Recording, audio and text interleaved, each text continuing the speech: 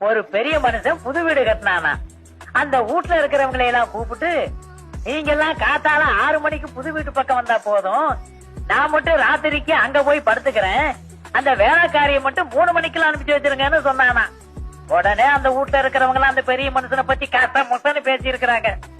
அப்புறம் அந்த பெரிய மனுஷன் சொல்லி இருக்கிறாரு, நான் போய் படுத்திருப்பேன், கதவு தட்ட சத்தம் கேட்க, யாருன்னு கேட்பேன், நான் தாங்க லட்சுமி வந்திருக்கிறேன்னு வேலைக்காரி சொல்லுவா, ஒரு நல்ல சகனமா இருக்கட்டுமேங்கிறதுக்காக தான் அப்படி சொன்னேன் அப்படின்னு சொன்னாரு. அப்புறம் அந்த ஜனங்களை ஒத்துக்கிட்டு அந்த பெரிய மனுஷன் போய் படுத்துக்கிட்டாரு. அதே மாதிரி கதவு தட்ட சத்தம் கேட்க, அவர் யாருன்னு கேட்க, நான் தாங்க லட்சுமியுடைய அக்கா வந்திருக்கிறேன்னு பதில் வந்துச்சு. அவ்வளவுதான். பெரிய மனுஷன் பொசுக்குன்னு மாரடிச்சு செத்து போயிட்டாரு.